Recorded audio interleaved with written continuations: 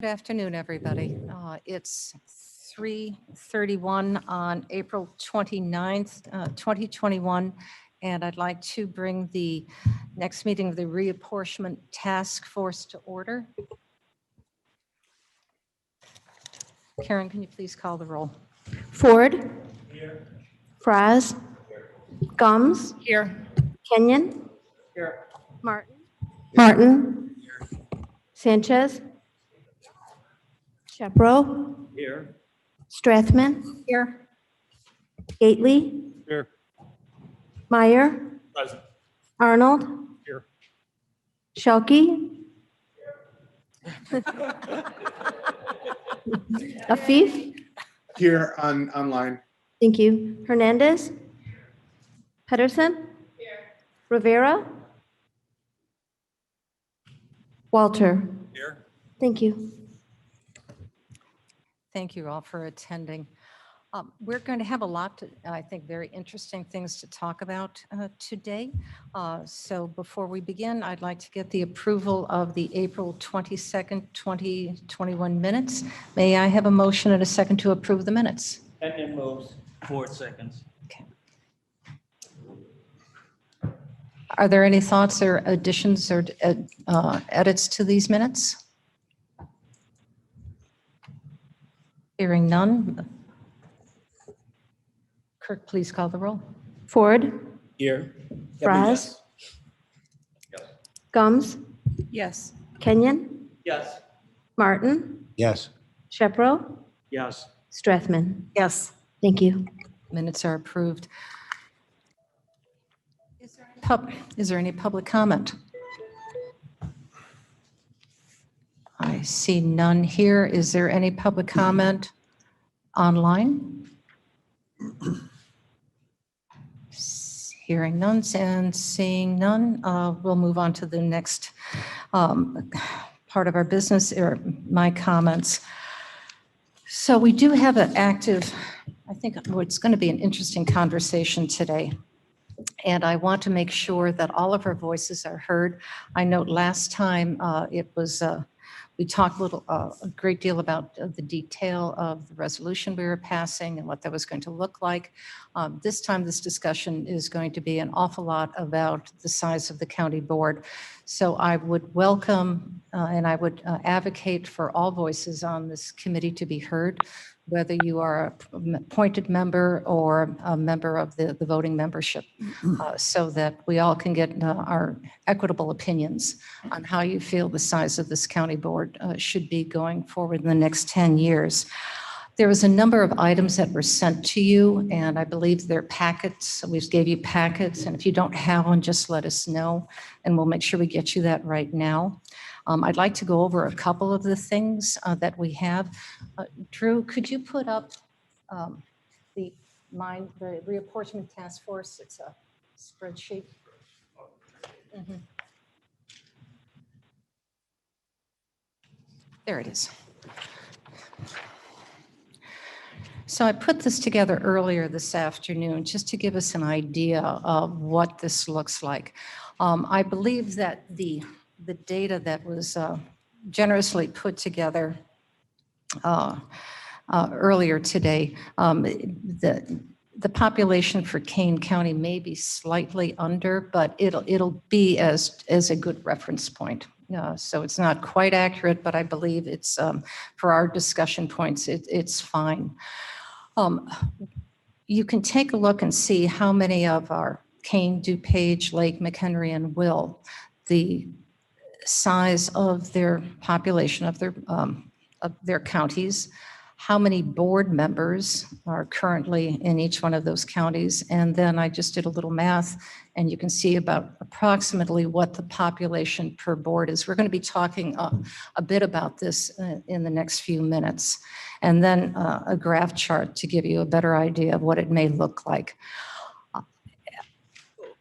What you can see is that except for Will County, which is 26 members, we are pretty low in representation of number of people here in Kane.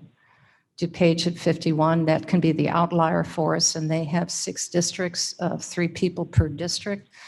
Lake County, and they actually have 21 board members, but one of those board members is elected as their board chair within the county, within the 20, so that's how they get that. It's not elected at large, so I reduced that to 20. McHenry is currently reducing the size of their board. Their board has not decided what that's going to look like, so they're in the process of doing that. Will is at 26 and Winnebago at 20. To reflect on what happened with 3 of the counties, in 2010, as we know, Kane County reduced the size of its board by 2 from 26 to 24. Lake County reduced their board by 2 members down to 22. And Winnebago reduced the size of their board by 8. So it's that Winnebago had a significant change in the number of their board sizes. The other interesting thing to think about is when we talk about Kane County's population increase. Kane County increased its population from 2,000 to 210,000 by 111,150 people, according to the 2010 census data, or an increase of 27.5%. That is an enormous increase in numbers. There was certainly a growth period for many counties during that time, but significantly Kane County, which pushed us into being the 5th largest county outside of Cook, of course.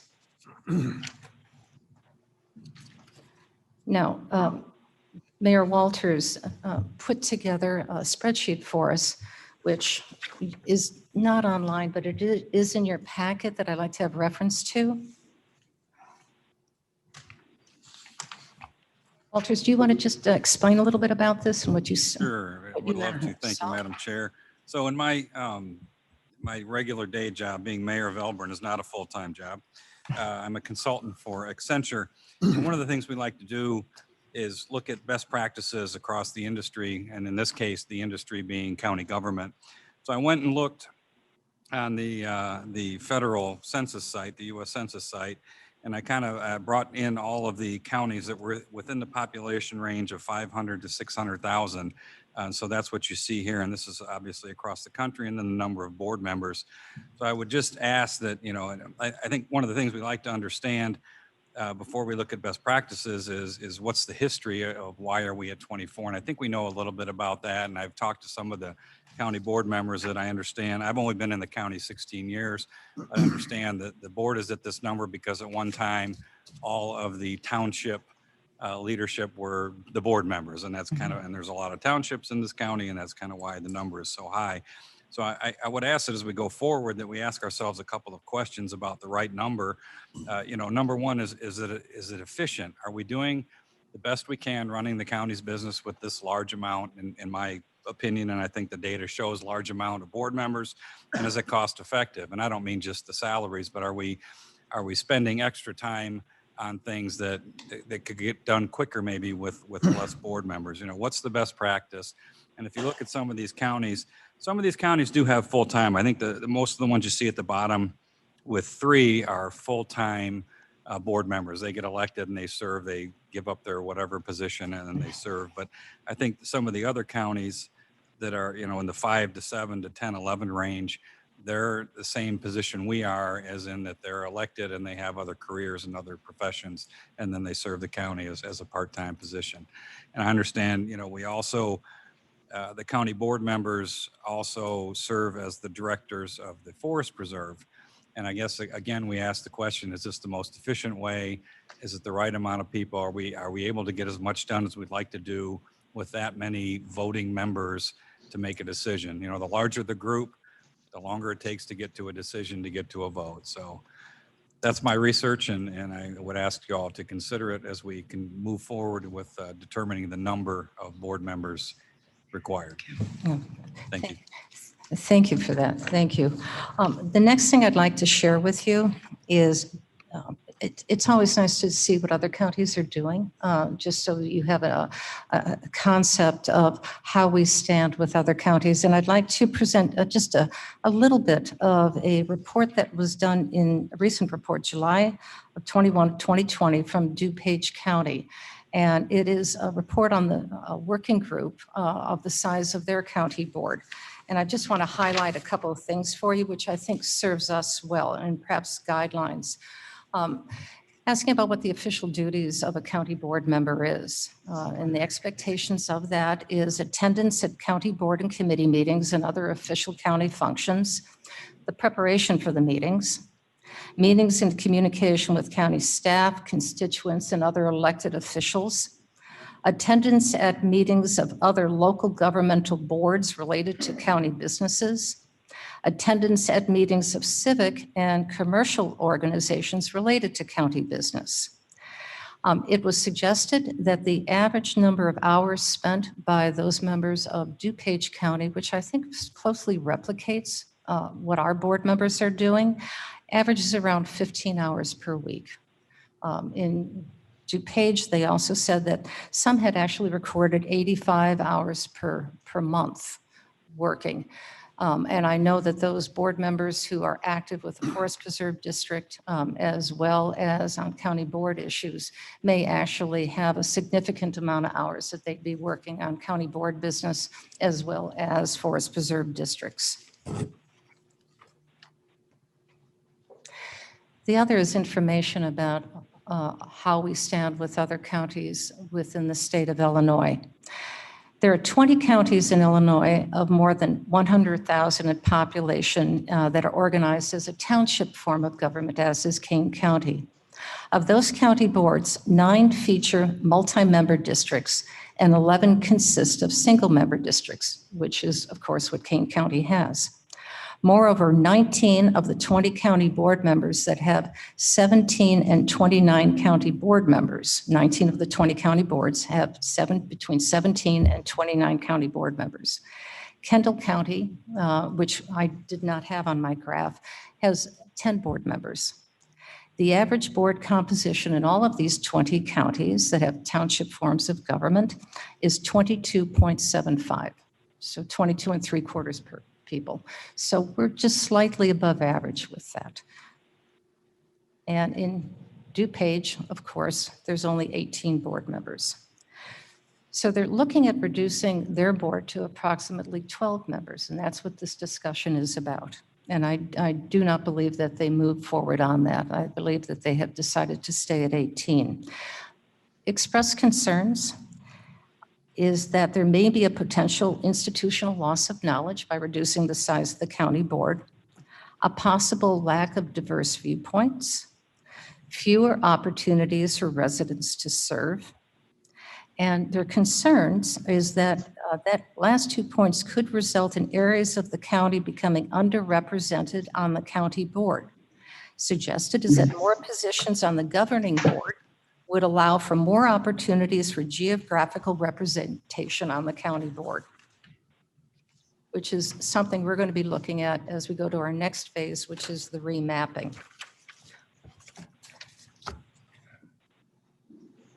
So this important discussion is not only going to reflect on how you feel the county board should serve, its diversity of representation, not only, of course, in opportunity to serve, but also geographical service. Do we want different populations? Do we want different skill sets serving on this board? Do we want representations of different communities serving on this board, or do we want to make it broader? I have not seen any indication that says that a larger size board serves a community better, nor does a smaller size board. There's no ideal size board in any of the research that I've come across. So this is truly individually crafted for the needs of our county. So if there's no questions, I would like to turn this over next to Michelle Neerman, who is going to be, has put together a wonderful presentation on both historical law as well as a PowerPoint on our decision-making. And then I think we can move it up to discussion at that point. Thank you, Madam Chair. And then Blair, if you wouldn't mind pulling up the slide presentation, please.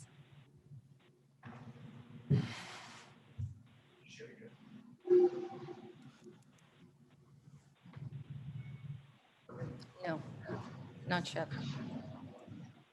It's coming.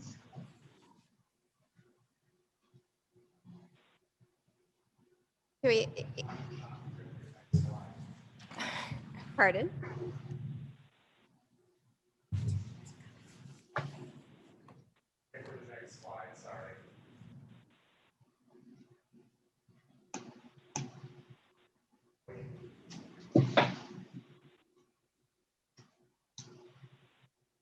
Okay.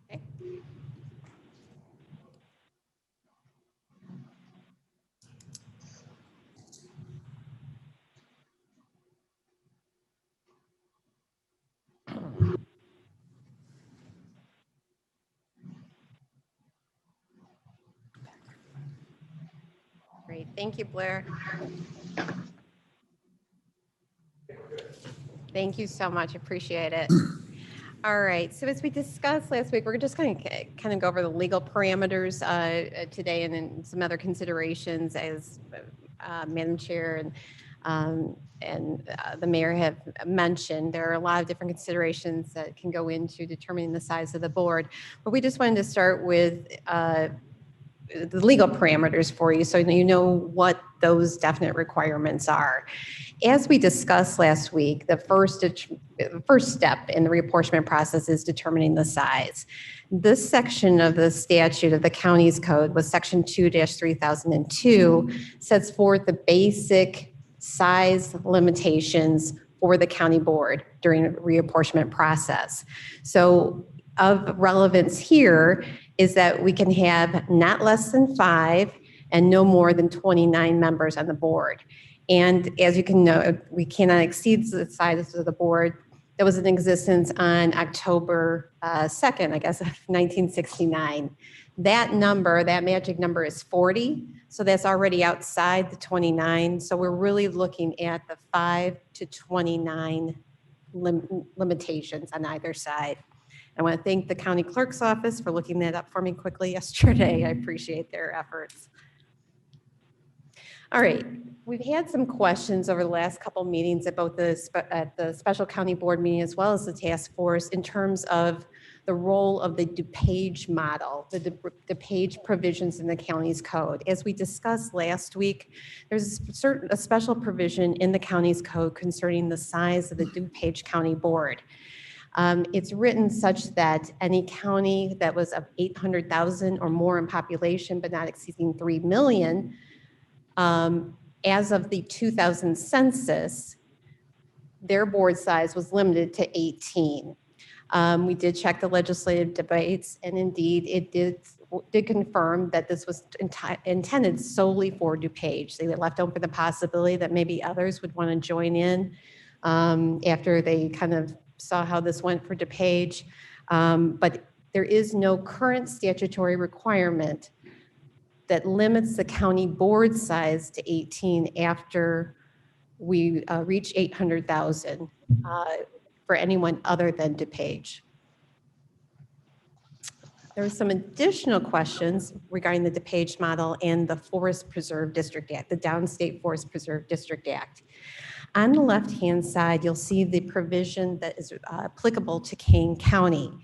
And that says basically when the boundaries of the Forest Preserve District are the same as the boundaries of the county, in the case of our township form of government, the county board serves as the commissioners for the Forest Preserve.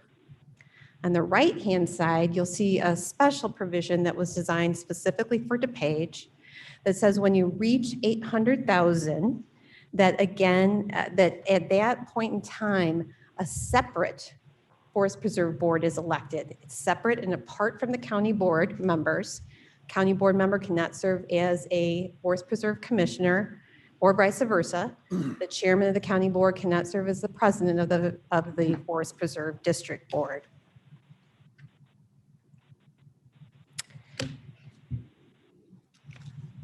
And I do want to note that that provision, sorry, we'll back up. That provision does not have the same limiting language that the county's code provision does. It does apply to all counties over 800,000 moving forward. So that may be something you want to consider as we are developing the size of the board.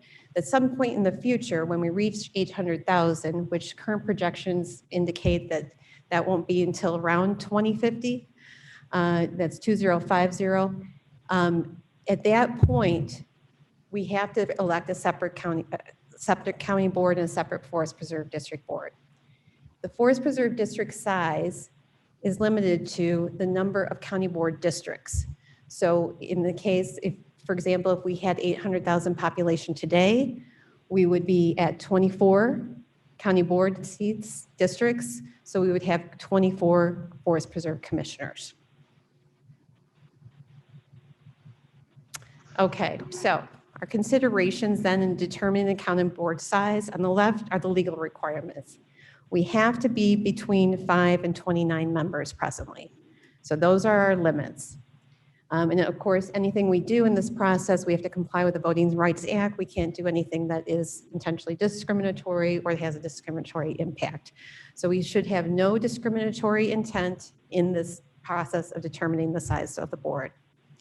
On the right-hand side are just some other considerations, some of which have already been discussed today. The first up there is the DePage model. Do we want to take into consideration, at least under the Forest Preserve District Act, that we need to, we would need to elect a separate Forest Preserve District board. Also up there is diversity of representation. That's been discussed here today as well. Wanting to make sure that all of our community interest groups, our minority groups, et cetera, have good, adequate, and fair representation on the county board. Diversity of membership, what the faces of the board look like, gender, race, language minorities, socioeconomic status, whatever you want. Age, absolutely, absolutely. So that is just the diversity of backgrounds, diversity of opinions. Those are all factors you might want to take into consideration when determining the size of the board. Again, some of the practical considerations are the ability to respond to constituents, the effectiveness and efficiency of the board. Is it too big? It can't accomplish anything. Is it too small? It cannot perform the work that needs to be done. The workload, just in terms of the type of work that needs to be done, that Madam Chair has already discussed today. The costs that Mr. Mayor has already discussed. Another consideration is the delay of the census data. Do we want a lot of different moving parts because, to go into the equation? Do you want to limit the moving parts that are going into the equation because we don't have our census data and we're in a little bit of uncertainty right now? Or do you just want to finally tweak it to reduce it or add a member or whatever you think, and kind of roll the dice with the census data? Would that work better in terms of determining that one person, one vote concept? And then I'm sure there's other considerations. I'm sure everyone has something to add to the discussion, so it'll be very interesting to hear everyone's thoughts. This also has a comparison with surrounding counties. Again, this kind of highlights the difficulties we have with the data that's currently available to us. I think the data on the first chart you saw today at our meeting was based upon a 5-year estimate. This was, I think, the total population. So there's a small difference between the numbers here in terms of the surrounding counties. But again, this lays out, like the other chart did, the county board size, the county board districts, and then the annual salaries for those surrounding counties. And with that, we're looking for a task force recommendation regarding the size of the board, and I will turn it back over to Madam Chair unless anyone has any questions. What I would like to do is to hear our opinions of our community members first, and have them an opportunity to give their insights, and then we can turn it over to our board members for their discussion as well. So if I may, I would just like to go through almost alphabetical order. So, Steve?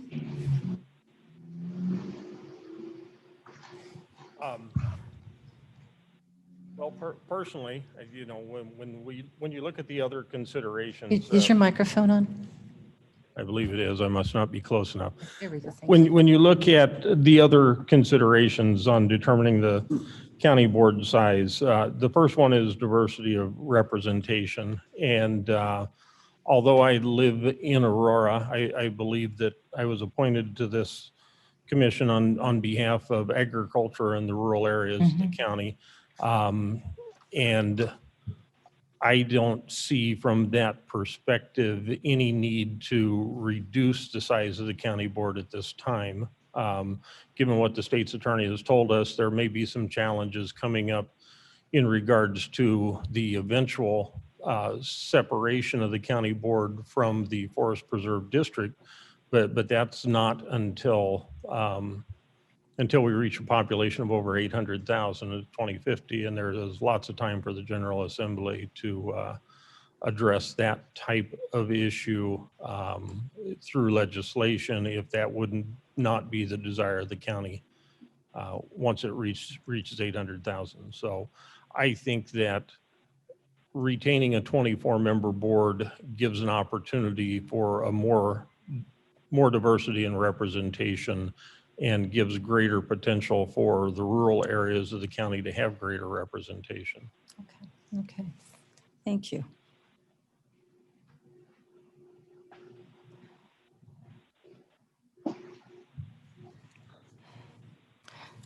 Mr. Feef? Thank you. I'm online, and I think that after the last meeting, I did take the opportunity to talk to community members to get their feedback on this issue. And by and large, the feedback that I received was concerned that as our county grows, it's not only growing numerically, but also in diversity.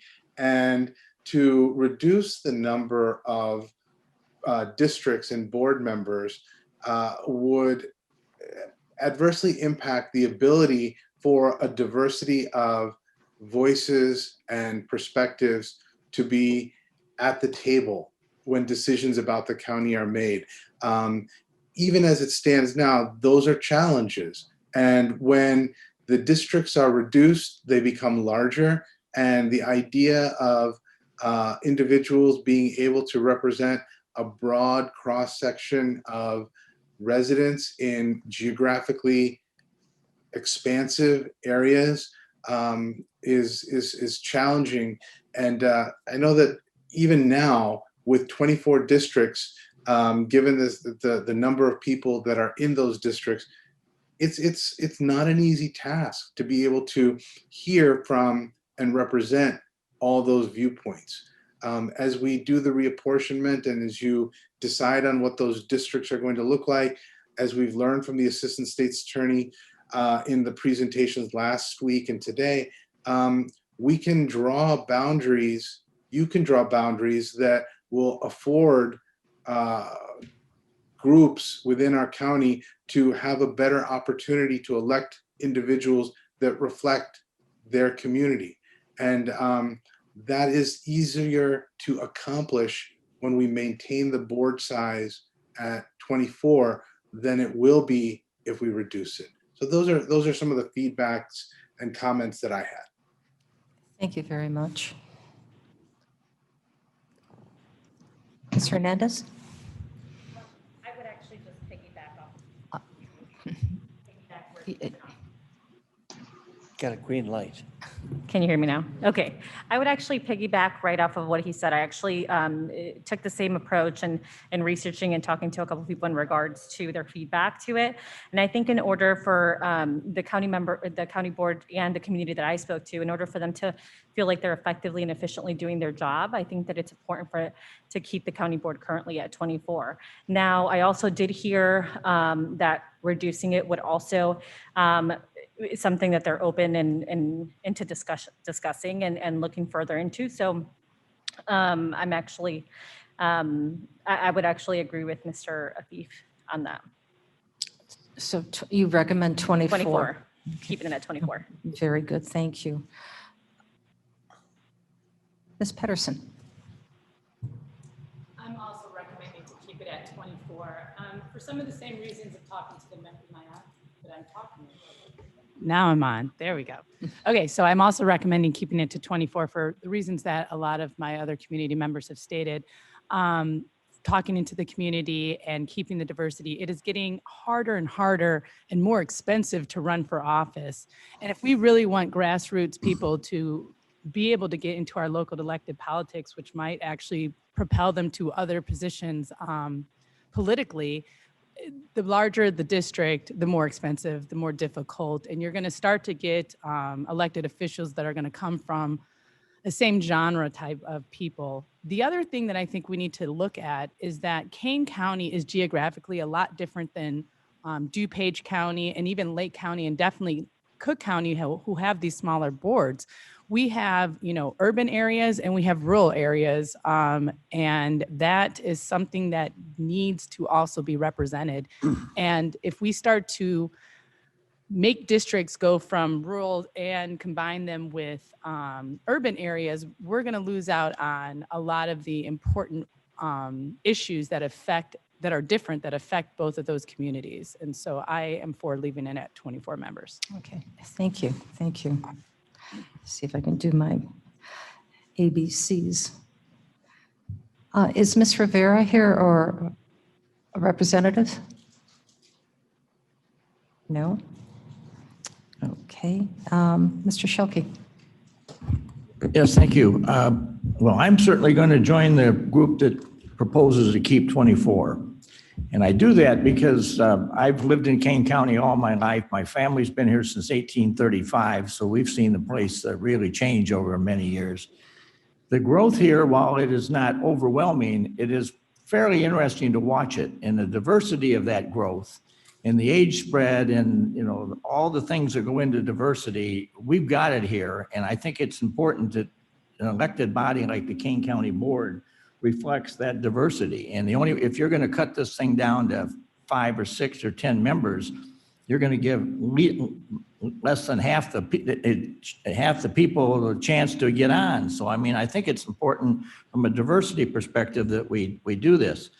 I think a bigger thing for me, though, is I serve as chairman of the Chicago Metropolitan Agency for Planning's Council of Mayors in downtown Chicago. So I get brought in there quite often to have regional discussions about things. One of the things that the region seems to be, the Chicagoland region now, we seem to be posed to have some interesting things happening to us. And I think these interesting things are going to demand a lot of support and interaction of the county board. And certainly the whole conversation that's now going on about climate change and passing legislation and all this other good stuff, you get into that subject and you got such things as, okay, where's Kane County now going to be shipping its landfill waste off to? Right now, most of it, I think, is going out to Ogle County right on the Winnebago-Ogle County border. But if I go out there and I come into Chicago and some of those folks straddle in every now and then and have conversations with us, they're thinking, well, maybe we should, tighten up our landfills like you did in Kane County, maybe close them down, or maybe we should turn this into a revenue source for us and greatly enhance the price of garbage disposal. So I think there's going to be some real challenges for the county in the days ahead. I've even had people suggest to me that Kane County in the future may have the opportunity to go in and basically mine their landfills that we got, say Settlers Hills out there, where you would go in and take it all out and take it to an incinerator and burn it and turn it into natural energy. Now that's a kind of an extreme, but I've had people suggest to me that that's going on. So the other thing that you got in that field is the advent of the electric auto. And I think the electric auto is something that's going to come. It's going to bring a huge need for electricity with it. And when you bring that in, I don't know if I think windmills and and solar panels are going to provide the necessary load that you may need. You may need the nuclear reactor or the gas plant or something else out there to kind of keep things going. So I'm just thinking these are all going to be future discussions of pretty deep, needed social and governmental services that the county board's going to have to get into. And I think it's going to be very important in a county like ours, where you go from the north end of the county to the south end of the county to the center part of the county and the western part of the county. And I think every one of those regions is going to want to have a voice in whatever some of these decisions are going to be. I think it's imperative that we got people from the north end and the south end, and that we all know each other and we're all working together, because this is going to be, I think, a very challenging period ahead of us. You know, beyond that, we've created some interesting things in Kane County. I would suggest one of them is the development. And I know I've got people sitting in the room here who represent this, but I'll call it the Mill Creek area out between, I'll call it Batavia and Elburn. We've got it's not an incorporated town out there, but I don't know what the latest population is, but I got to believe we may have 9,000 people living out there. About half that, You think it's half that? about 40, Does that include Greenfields? 4,200. With Greenfields? It might bring it to 48. Okay, well, it's still a lot of people. I mean, it's bigger than a lot of the smaller towns we got. So you've got a situation here where the county board has to be basically the government for that. And who's to say that we won't have more of those in the future?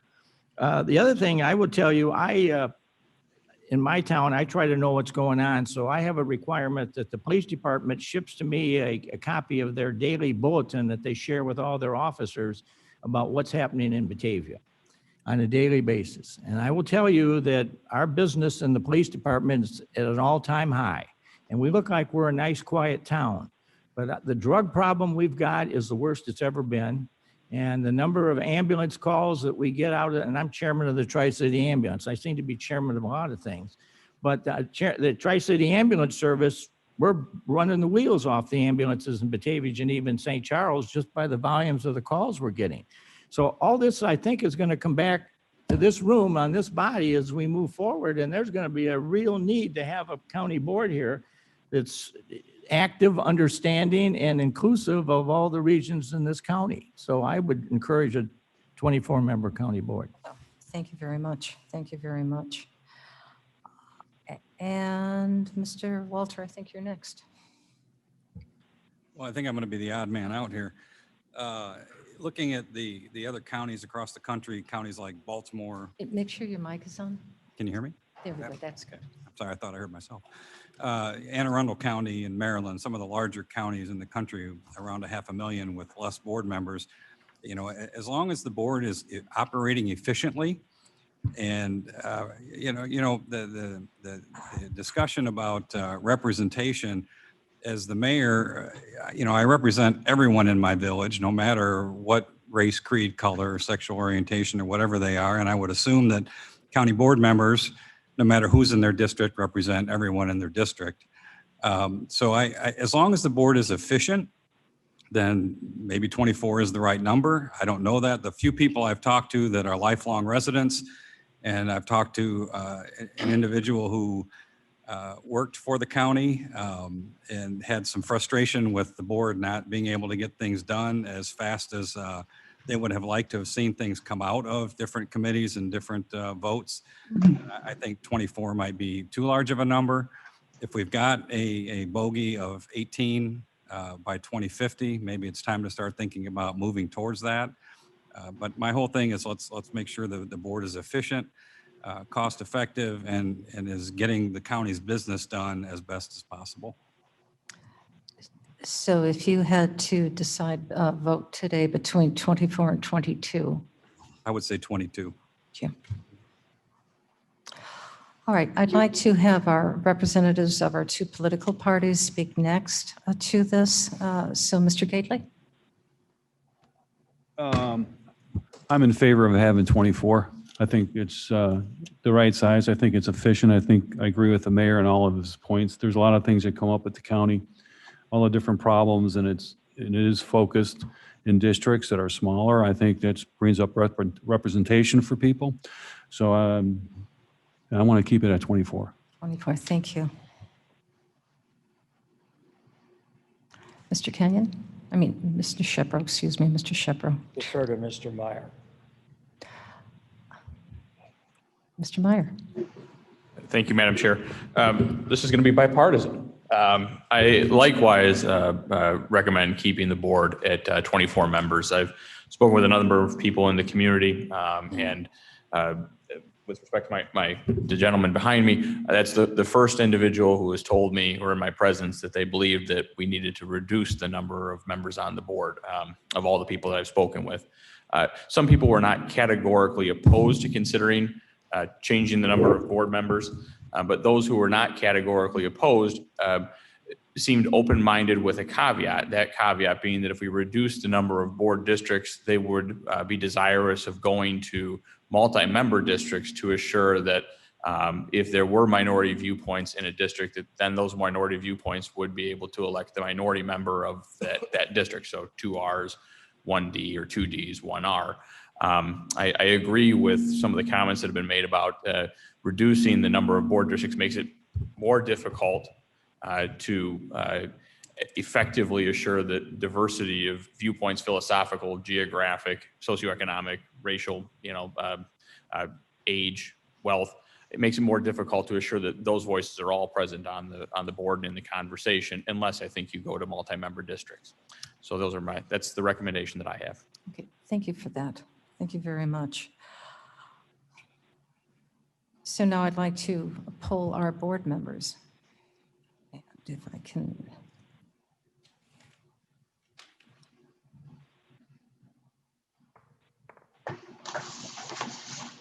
Scums. Madam Chair. Hear me? Yes. Very well. There we go. That's better. There you go. Yeah. I would thank everybody for reaching out to the community members. I think everybody did their due diligence. I as well have done that.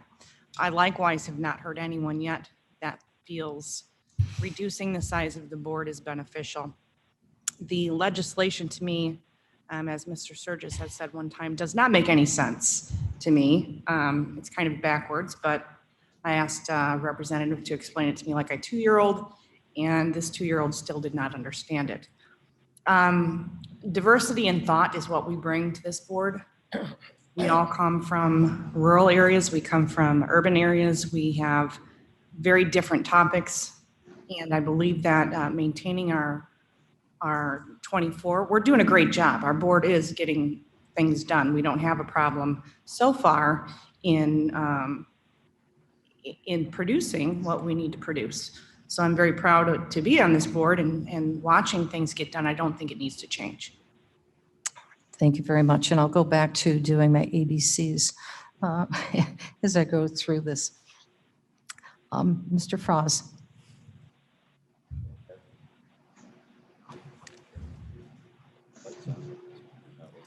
Try the other one. No. Not much. You push the button on there. Maybe Test. they're muting you, Phil. Yeah, well, isn't this your seat usually, Mike? Maybe I'm. Well, thank you, Madam Chairman. Sorry for the mix-up. I'm supporting going to 22. The discussion within the board over the last several years seemed to be a consensus of going right down to 18 immediately. But I'm speaking as a board member and somebody who's experienced the workload. And I think my district has one of the busier workloads. I don't, and especially if you look at the handout that we received, I don't think that our constituent load that we're given, which is currently about 21 to 24,000, is excessive. I certainly don't have any trouble keeping up with constituent calls. Our workload tends to be driven more by our committee assignments and ancillary duties.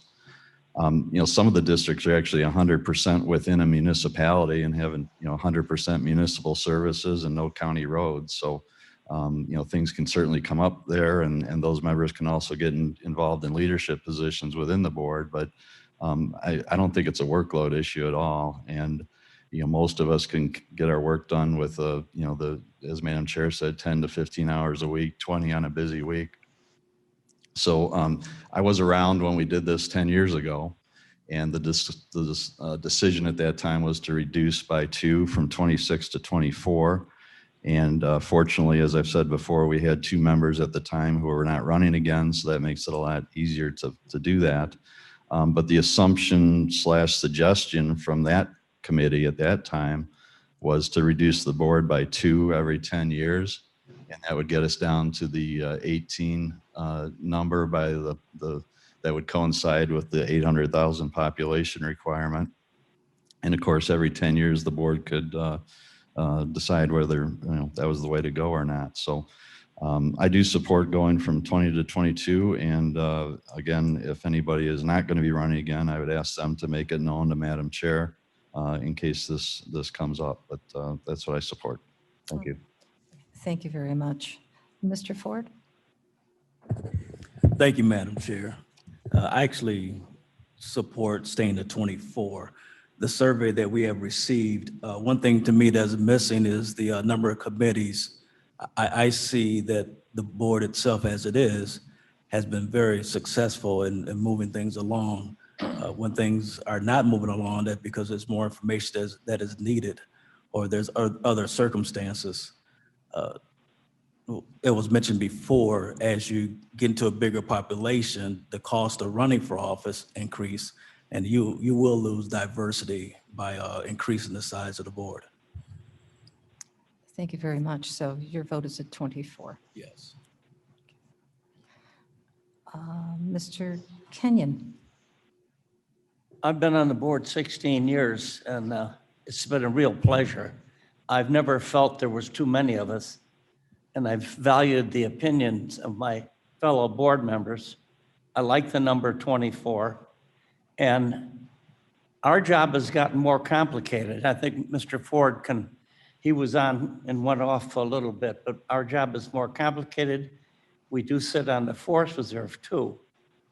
And I like the combination of county and Forest Reserve because we know who we're working with, which is each other. And we're all just interested in doing the best job for Kane County. You can't do it quickly, but slowly sometimes is better. Try not to make mistakes. So let's keep it at 24. All right. Very good. Thank you. And Mr. Martin? Thank you. I was writing my name down as if I didn't know what my comments were going to be. I made it clear before that I support 24, and the difficulty of being one of the last people to speak is that there's very little new to say to support it. But some of the points that were made, I would like to remake. The point was made about access to running. And to me, that's a very important thing. It doesn't cost you an arm and a leg to run for this office. It's access available to everybody. It opens the door for true participation, which I am very supportive of. We also have significant differences in population, and that's been talked about to the end of time here. Increasing the size of districts is just it's I think it can be, I could think it could be almost divisive. It's like kind of like an us or them context of a vote if the district gets too big. We function with committees. Ron mentioned that, Mr. Ford mentioned that. We don't, as a board, we're not 24 people sitting there mulling over decisions. I mean, I think probably 80%, 90% of what we vote on at the monthly meeting is on the consent agenda because everything else has been run through committees and cleared. If we sat in a room with 24 people and had to machinate over every decision, I'd be the first one to say, let's get this down to smaller numbers. But the committees, I think, make it very, very effective. So I'm supportive of continuing the 24 for all the reasons that were stated. Thank you very much. Is Mr. Sanchez, did you make it online yet? I know. I knew he was traveling, so he's probably not able to access his phone. Mr. Shepro? I think Mr. Martin had a point that we've already heard so much eloquence on the subject that there's not a lot new to add. I would comment that in looking over the list of other jurisdictions, what struck me is, because I know a little bit about some of those other areas, for example, Baltimore, that's not Baltimore County, that is Baltimore City. That is the city of Baltimore. They are an independent city. They don't function as a county. They are separate and distinct. Maryland has a very different structure of the powers of county government. Many places across the country, the counties have much fewer responsibilities than we do in Kane County. I think that to talk about a significant reduction has the additional negative factor of throwing an additional element of discord into our discussions. We're going to cut the board down to 5 people, which I'm sure we're not. Who's volunteering to be among the 19 that will step aside? What talents do we lose? Everybody on this board, even those that we don't always agree with, bring something unique to their position on the board. Winston Churchill supposedly said that democracy is a very bad form of government, except for all the others. And what is the goal of government? Is it efficiency? If it's efficiency, we might take a look at Slovakia or perhaps Moldova for a model which was very efficient. They don't have a lot of representation. I don't think that's the goal of government. It is a goal, but I think the cacophony of the debate that takes place when you have people from divergent backgrounds, divergent heritages, divergent work experiences is something that you cannot get when you have a smaller board. So I would strongly favor, and the other point that's made I think is important too as a party chairman. You know, most of the issues we deal with on this board are not R or D or other issues. And yet, if you have a larger constituency, and a number of people have, Ms. Patterson mentioned it, and I think Mr. Martin as well. Most of the board members on this board don't even have a campaign fund set up. They don't raise money. They work through the community. We've seen the pernicious effect that money has on all levels in terms of having to constantly fundraise, having to constantly pander to special interest groups, because there's the one that have the money. I would hate to see a situation where every board member has got to spend time raising tens of thousands of dollars to be competitive in a large district. You lose something when you have that. We don't want, I don't think, professional board members. We still have the fiction that the board has 2 meetings a year, if you read the statute. Used to be, you got your wagon, you came in from Hampshire and you stayed a couple of days and you paid the bills and you went home. And I'm sure some of our elected officials would probably wish that maybe we would still do that. But I think that the sense of the people that I have known as the attorney for the board, as a member of the board, you don't get that when you have a small number of people or a small number of people. And the notion of reducing it by 2 strikes me as not getting us anywhere. If you truly believe 24 is too large, why is 22 okay?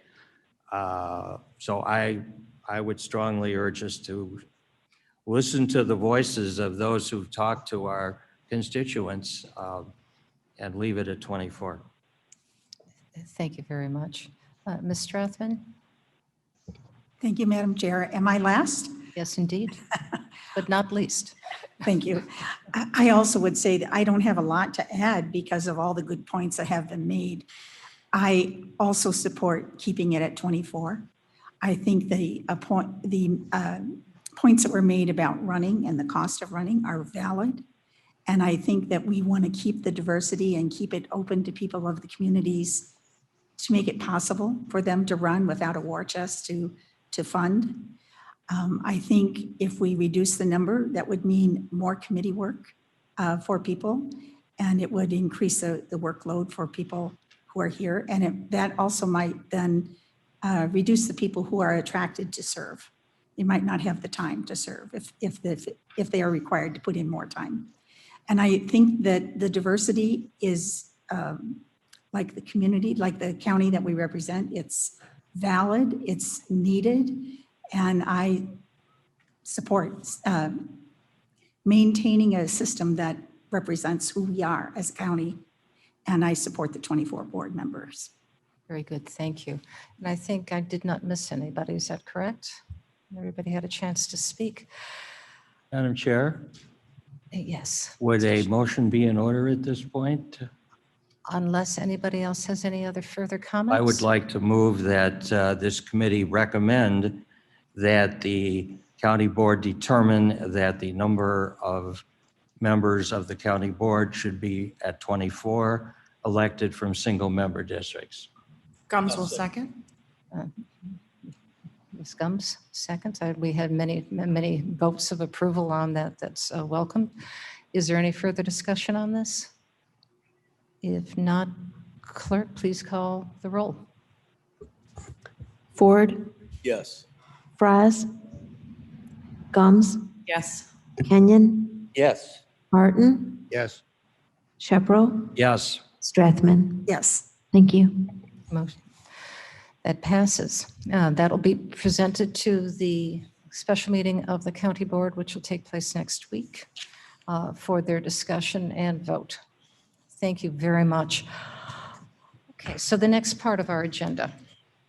Congratulations. Now you hopefully after next week, we'll have our marching orders and we can start doing the real task of the board, this task force, is to redraw some maps. Oh my gosh, you can't look at a map upstairs. If any of you ever would like to come to the county board office upstairs, we have a series of maps up there that you may want to take a look at. And just come on in, and there in the conference room to the left, there's all sorts of interesting maps, historical maps that are up there that you can take a look at, study, appraise, give your own ideas of what you feel. It's a quiet place to work. Tables are there, and we'll be there to help you out if you need to. So please, anytime you are welcome just to come on up and to take a look. I think you'd find it quite interesting. So the next part of our discussion is going to be the map process, and we're going to do some examples.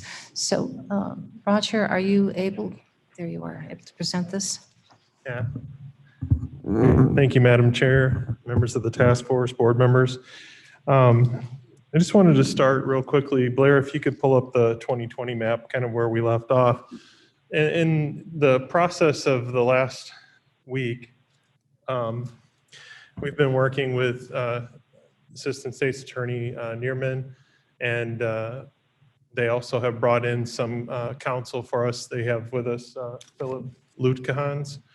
And then online, we have, I don't know if they're still with us, but we had Josina Morita, who's going to be working with us on some of the maps and demographics. And then we also had Zach Kautsky, who's also going to be consulting with GIS and IT.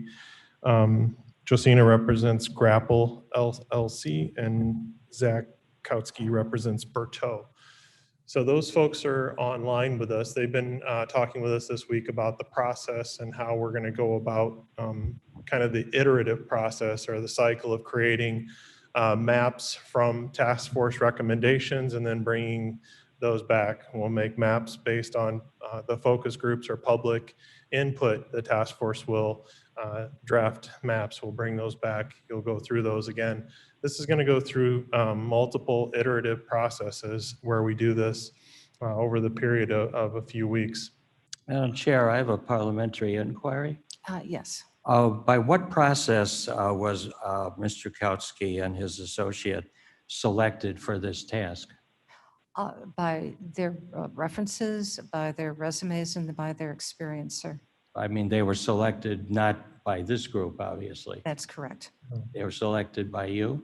That's correct.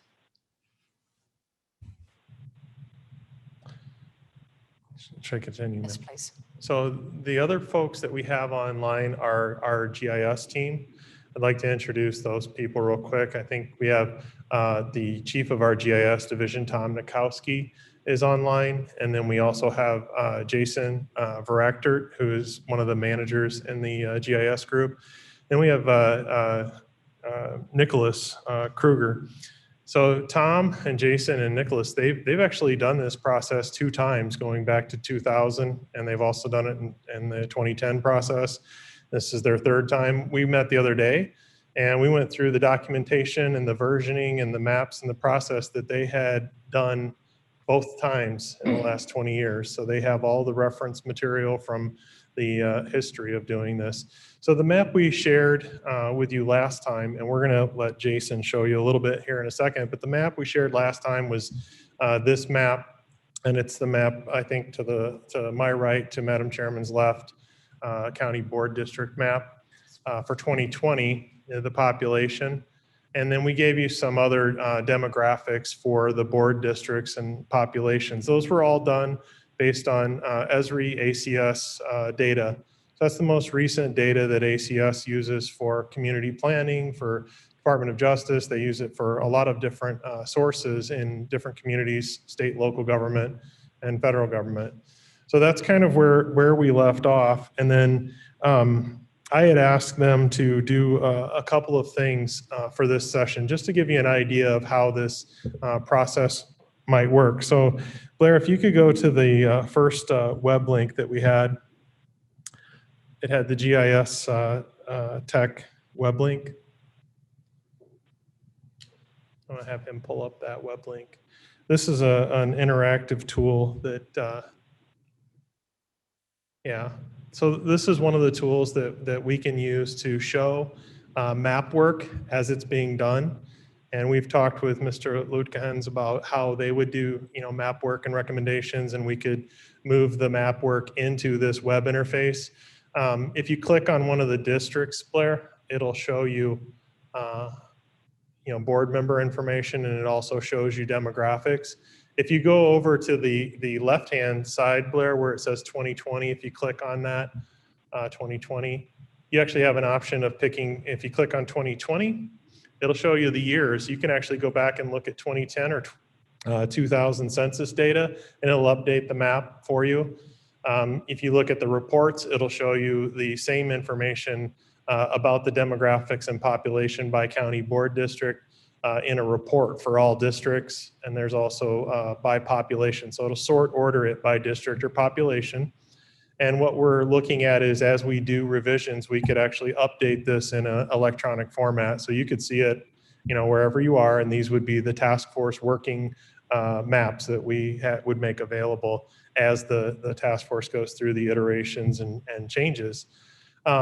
At this point, I'd also like to have Nick do some screen sharing and walk through kind of what we do in this process. And we're going to try to do this quickly, because I don't know that we're ready to make a lot of recommendations and changes, but it gives you an example of what the process involves. So Blair, I don't know if Nick's available. Nick, you want to share your screen? Blair, you'll have to stop sharing your screen.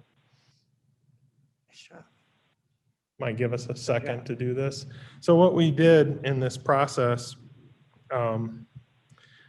is we looked at the ACS data.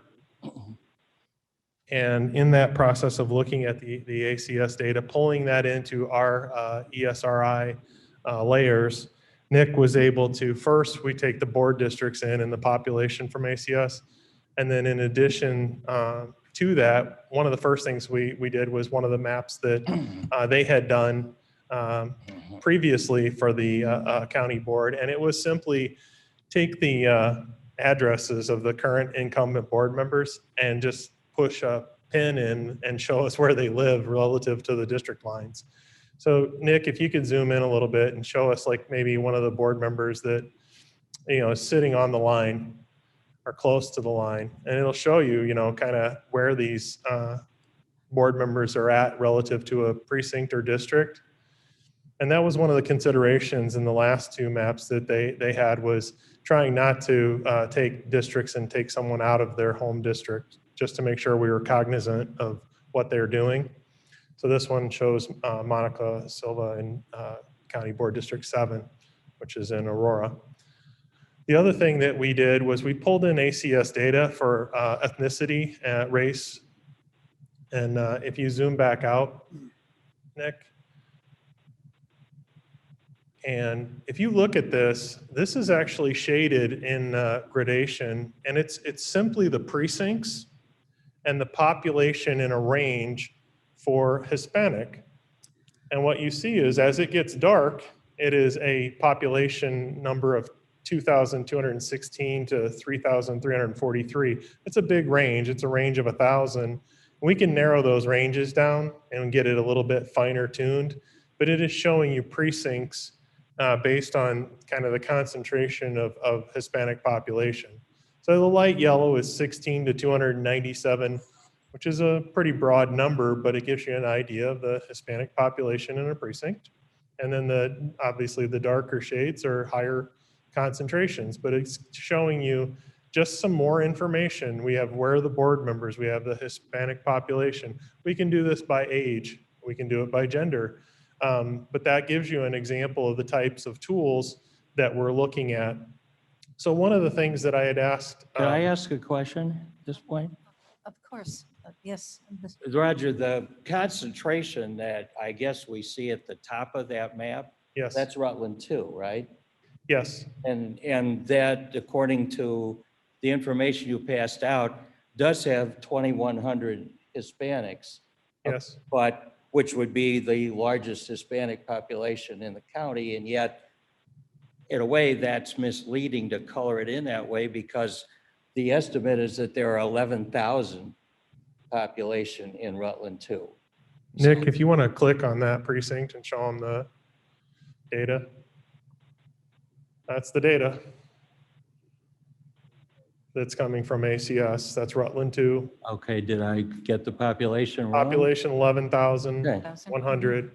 And then they show white, Hispanic, 2,150. Right. I mean, I guess I would find it more relevant to see a map, which I scribbled in, that would show the percentage of population yes, by precincts. And we can do that. Oh, That's not an issue. It's just a matter of where do you start. So some of these discussion points I think are important because as the GIS team, we're not here to tell you how to do it or what to do. We're just telling you kind of what's available. So if you ask, can we do it by percentage? We certainly can.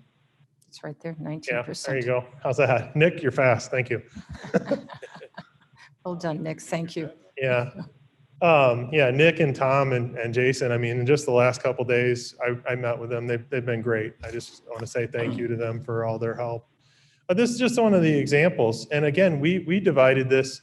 I think at one point, Nick, I had him doing it and saying, 5 shades of colors is not enough. Let's do 10. Can we do more shades and kind of gradation even more so we get a better idea?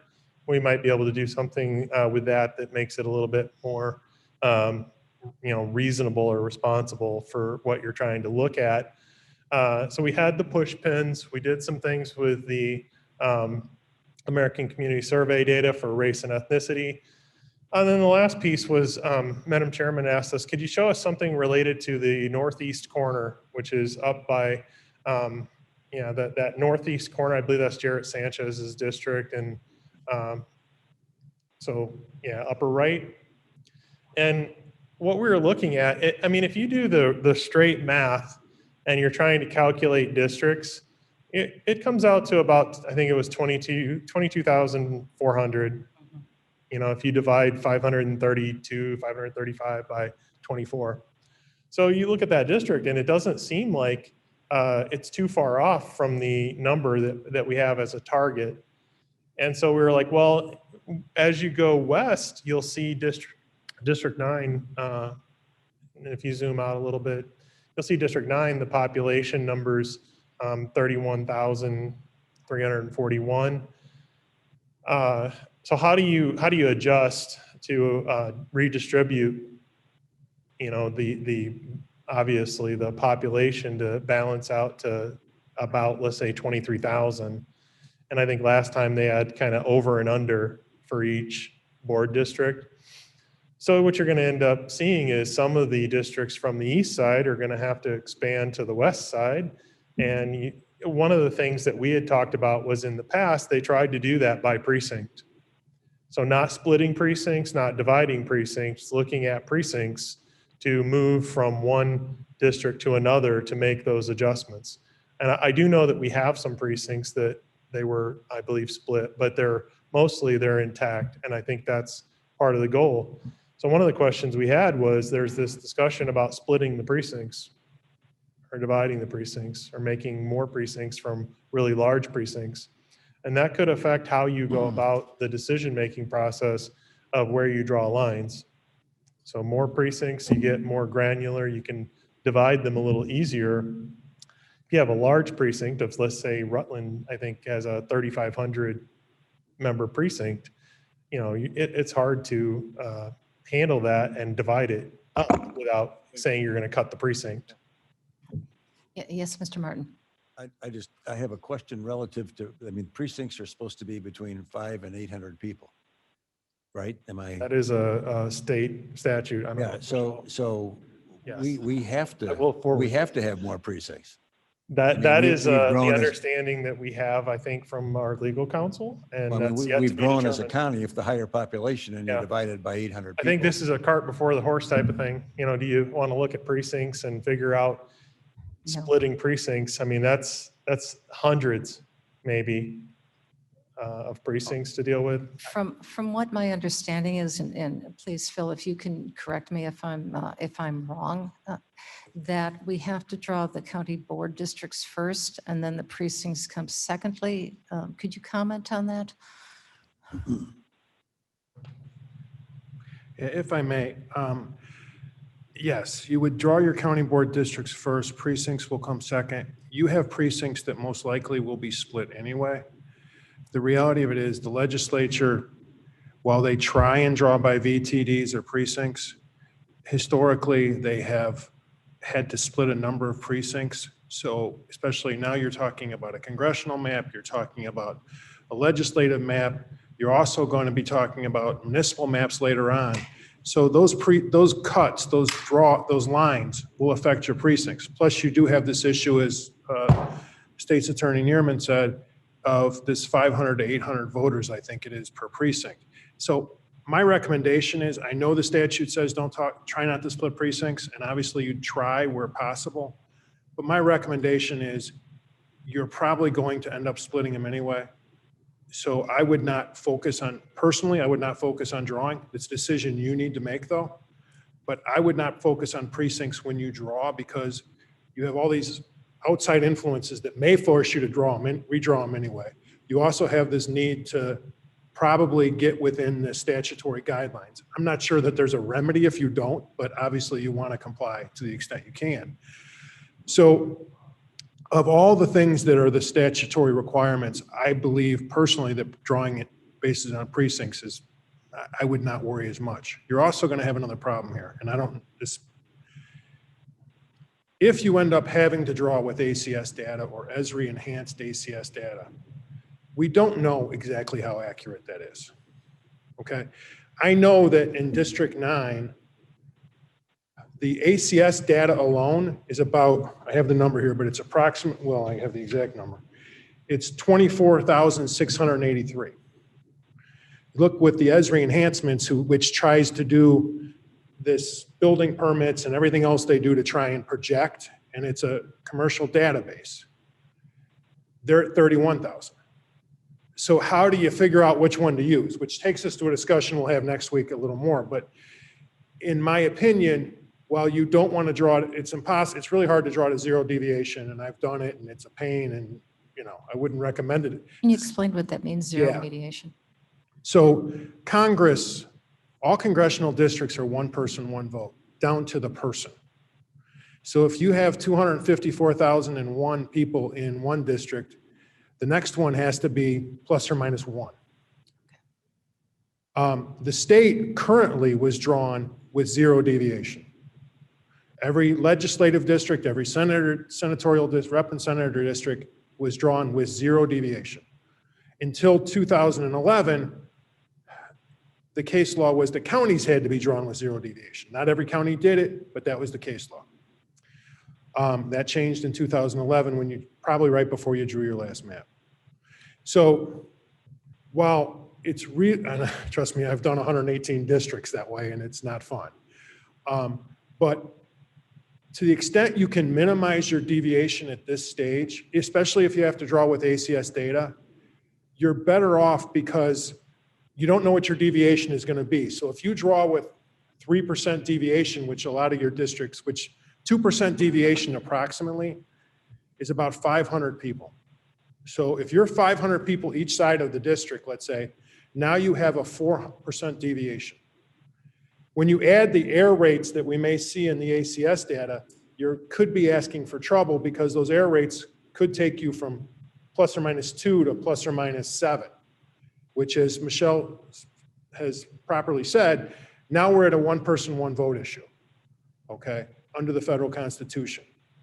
And the state constitution runs lockstep, or what we call lockstep, with the federal Constitution.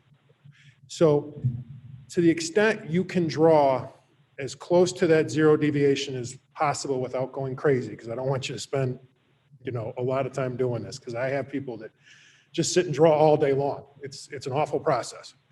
But to the extent you can do that, that would be my recommendation, because you minimize, especially if we're drawing with ACS data, and you minimize that error rate, that standard deviation that is probably going to occur. And a perfect example is County Board District 9. As I said, you got 24,000 under the ACS straight up, and it changed with ESRI to 31,000. So we're in an uncertain world that none of us have ever lived in when it relates to census data. All I can give you is my recommendations, but no one's ever had to draw with ACS data in the entire world. I mean, in the entire United States until now. We've kind of used ACS data is good for really one thing. It's good for a number of things, don't get me wrong, but the best thing for map drawing is it is really good for demography percentages. So it's because it's a rolling average, and one of the main purposes of ACS is to tell us what is the Hispanic, what's the African-American populations, what are our percentages? That's what ACS is built for, to tell you what is the demography, what are the percentage of age, minorities in each particular district, so that when you're drawing, especially as it relates to Section 2 districts, you can draw in such a way that you have a really good idea. And could you please tell us what Section 2 district is? yeah, I'm sorry. I know It's all good. I live this stuff, so I apologize. But Section 2 of the Voting Rights Act, as Michelle put in her PowerPoint last week, says in essence that you need to look at creating effective majority minority districts. If you can do that and refuse purposefully or fail to, you run risk of violating what is Section 2 of the Voting Rights Act. Okay, thank you.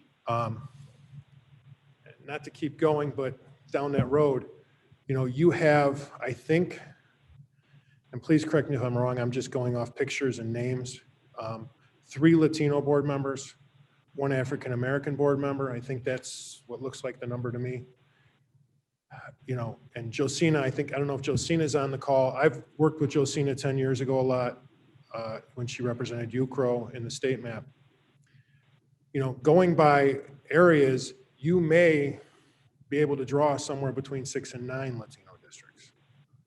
I have not looked, I'm just looking at areas. I'm not looking at the detail. As Mr. Shepro said, one of the things you can clearly do, and Roger said it is, and we can do that, is you can set that Latino by percentages, as Mr. Shepro said, and 10 different grades. And you can tell, well, the darker the grade, the higher Latino population you have. Same thing with African Americans, same thing with whatever.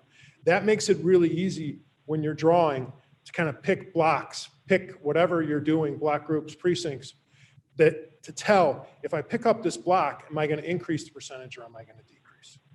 If you're at 51, you don't want to pick up a block of Latinos, or 49 of 40% Latinos, because now all I'm doing is bringing it down.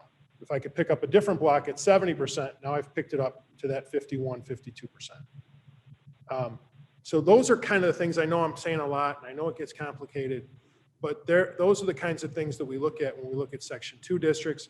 As I said, I know Josina has been hired to help to assist strongly with that. She's very good at it. We've worked with her in the past. She's worked with our technical people. And we can, between us, I think you'll have, a really good map based on what you want. Our job is to draw you what you want and to tell you whether we think that's appropriate from a legal standpoint. It's not to draw for you, but it's to give you kind of your options from a legal standpoint. And I'm probably talked a heck of a lot more than I was supposed to right now, so I apologize. No, it was wonderful. May I Thank ask you. a question? Of course. Given what appears to be statutes that cannot be met, there's at least several different statutes, and it would appear at this point that we cannot comply with all of them. So when we say we're going to follow the law, we can't. We are perhaps waiting on some action by the General Assembly, which may or may not take place, and which, if it does take place, may take place too late or may be incomplete as to what our needs are. So my own view is that it seems to me that the only way that, especially given the issues that you've just been raising, that the only real opportunity for us to make sure that this process can go forward is to file a lawsuit and, get a judge to tell us and everybody else what needs to be done. And I wondered if you had any views on that. And excuse me. We're going to talk more about that on Tuesday. Okay. Give me a couple days. We've looked at it. I'm aware of the issues. I'm looked at all there's other states that have done whole states, but I don't, and I know Michelle's kind of mentioned it to you, and I think I remember you bringing it up at a prior meeting as well. I think it's a very valid point. We'll have a heck of a lot more information for you Tuesday, not to get you off track tonight, if that's acceptable to you. And that truly is a decision that is going to be made by the board and not by this task force. I understand. So we can defer that conversation until we meet with the full board. Is Zach or Josina, are you online? Can you speak to these, developing the population, the demographics, and the work you're going to be doing? Hi, Madam Chair. Yeah, this is Zach Kautsky. I don't know if my colleague Josina is on. I'm just kind of scrolling through here and it doesn't look to be. But pleasure to meet all of you. I've appreciated this conversation, obviously very well informed, and love to see the commitment to your communities that so many of you are bringing on it. I am the president of Bertot Consulting. I'm in partnership with Josina Marita, who's with Grapple LLC, and we will be working in conjunction with the county board chair here and the staff to offer our insight, and certainly led by Josina with regards to the experience in drawing districts like this, and both in using, frankly, the data sets that are available to us right now, and in doing so, to do so with a sign for legality and equity and true representation in this, so that the county is in good position to withstand any type of challenge that would be forthcoming on that. And we look forward to having the opportunity to meet you either virtually or maybe ideally in person. Okay, very good. Thank you so much. Thank you. May I ask a question? Of course. Mr. Kuski, what is your training and background in demography? Yeah, so Josina and I are both graduates of the UIC College of Urban Planning for our master's degree, and so had pretty significant experience with certainly GIS and using data sets both provided by the Well, my census. question was directed at you specifically, not at your colleague. Well, I'm saying, so we both have experience with regards to that on it, and I've worked with political data and maps for over 15 years. And so we'll be assisting Josina in particular in her development and management of the data sets in conjunction with county staff. And do you have a scope of work that has been submitted so that we know exactly what it is that you are proposing to do? We do. Yes, and that has been presented and has been approved of. But not by this group or by any member of the board? That is correct. That is correct. I mean, the only thing that I have was a proposal that was handed to us before this task force was performed, in which this firm said that it was proposing to,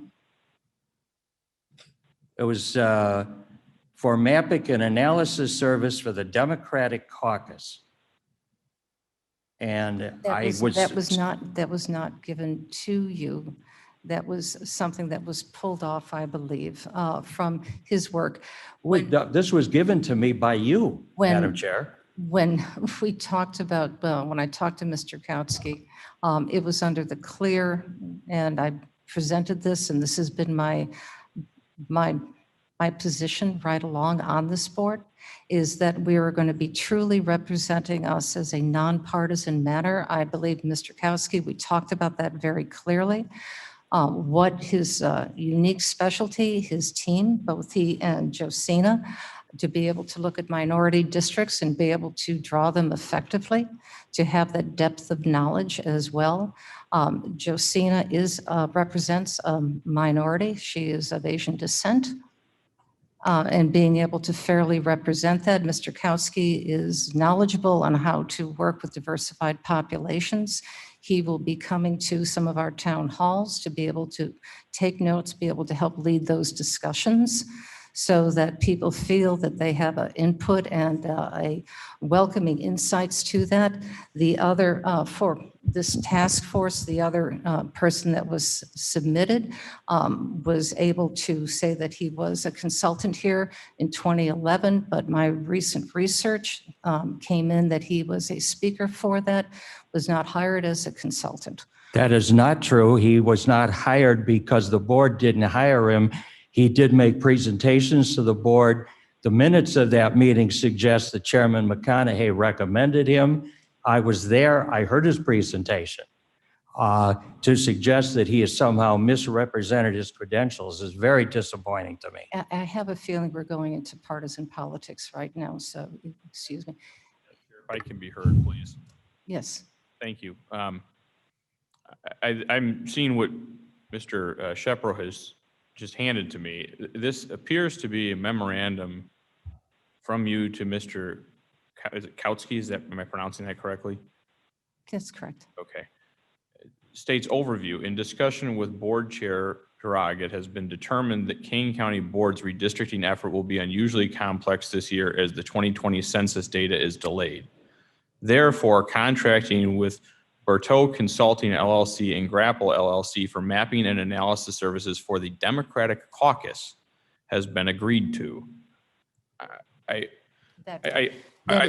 just asking, can you give a little perspective? Because that is concerning to me. I recognize that I'm here in a somewhat partisan capacity. And so I want this to be a bipartisan process. I'm not trying to put on my R cap and just play the representative of the Republican Party. But if there's been a consultant that's been retained by your office on behalf of this committee, and this is the proposal, then I do have to, in that capacity, as a representative of the party, ask for an explanation. That is a draft. That is not the proposal that has been agreed to.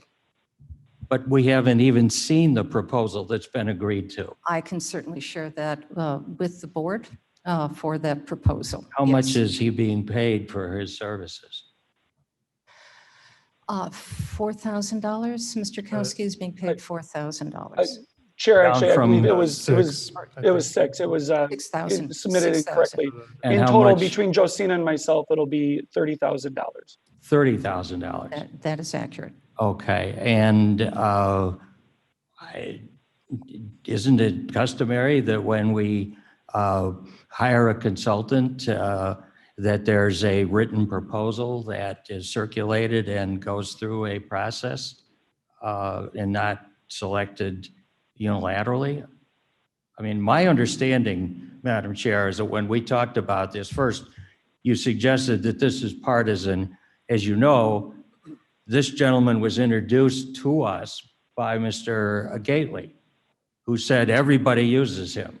And then he also said, and I have notes on this, that Mr. Kautsky was not going to be involved in the demography part of it, that he was there solely for public outreach. I understood at that point that we would get a resume, we would get an opportunity to interview the people that were submitting proposals, and none of that took place. And I just find that to be very, very disappointing, in which I believed in good faith that this was going to be a bipartisan process. Mr. Kutsky's very excellent resume that he posts online makes it clear that he is a partisan. He is not in the business of being objective in the work that he does. He openly talks about it, and he's apparently been very effective at it. But it does not seem to me that with no discussion at all, that this task force would be told that he's been selected. So there are two things we're talking about. One is partisan and the quality of Mr. Kautsky's, and then Josina's resume. The second one is on partisanship. This is what I'm hearing. The other individual was a Republican representative who clearly would represent that level of You know partisanship. that's not true. You've seen his resume. He's worked for Democrats in Ohio. He's worked for Republicans. He's done work that has been approved by MALDEF, the Mexican American Legal Defense Fund. And in case you didn't follow his career, he was basically ridden out of the Republican Party because he supported the veto override of Grauner's budget. So to suggest that Dr. Fortner is some sort of Republican partisan, I think is very misleading. And certainly I would match his objectivity against the person you have selected any day. But we weren't given that opportunity. Dr. Fortner was not even afforded, apparently, the opportunity to present his credentials and have an interview where we could determine who was the best qualified. It's just, I'm sorry. I really had hopes that this would be a bipartisan process. At one point, the comment was made, well, we have a Republican lawyer. The Republican lawyer was selected by a Democrat state's attorney. And there again, no board member, as far as I know, was consulted on whether or who should be selected. And yet now that's used as an excuse, apparently, to select a partisan person. And I don't think it's appropriate to give a veneer of objectivity to a process which is clearly not bipartisan. And what I'm hearing from you, and this is a debate between myself, obviously, and Mr. Shepro. What I question is your doubt that I have the capacity to choose an adequate demographer, an adequate consultant to lead this committee. And that's what I'm hearing. That's what I'm hearing you're questioning, that I took a look at doing this because of partisanship rather than experience by reviewing both resumes. That you would have preferred to have it done through committee structure rather than looking at the recommendation of what clearly I believe was in my authority to do. Well, I guess I wondered, since you bring it up, the extent of the authority to do that. You have the right to propose a plan without anybody in this room. You can do it. Clearly, you have the legal authority to do that. My understanding of our procurement practices is that a contract that could be $30,000, even if it's not subject to competitive bidding, would be subject to a competitive selection process and would be reviewed by the board. Apparently, I am in error. Madam Chair. Yes. So the financial policy of the county is to have 3 proposals for any work that is up to $30,000. Madam Chairman shared 3 proposals that were for this type of service and recommended 2. So that's the requirement. The county board for RFP for services, professional services, or for bids are required for anything 30,000 or more. So this followed the 3 quote financial policy that is actually the county's policy. And we do have, to the assurances of this task force and to the board, we have checks and balances on this to make sure that it is equitable. We not only have our GIS staff, who has a good and true interest in what's best for the county. We have the stewardship of our attorney, ASA, that has been hired, who also has, as you just heard mention, and very efficient and very knowledgeable GIS component to his firm with years of experience in drawing maps. We also now bringing into a team of 2 members who are going to not only reach out to community and expertise in talking to diverse communities, but also who are experts, as you heard, independently without prompting, given recommendation of their work with Josina. So what we're bringing to you is the opportunity for your input with guidance of facilitators, with guidance of subject experts, to be able to draw effective maps that fairly represent the changing status of Kane County. This is not about Republicans. This is not about Democrats. This is about drawing adequate maps that will fairly represent the county as we move forward to growth in the next 10 years. You just heard that we have the opportunity to potentially draw 6 different county board seats that would represent diverse communities. That's outstanding. That is what we're hoping to do. And that's what these 2 people who have been hired as consultants are going to enable us to do. So I believe that they are experts in their field and will lead us, not in a Democratic perspective, that fear I think should be allayed, not in a Republican perspective, but as a perspective of representing our diverse communities.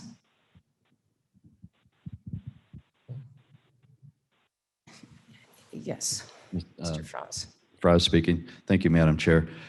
I was not involved in that process at all.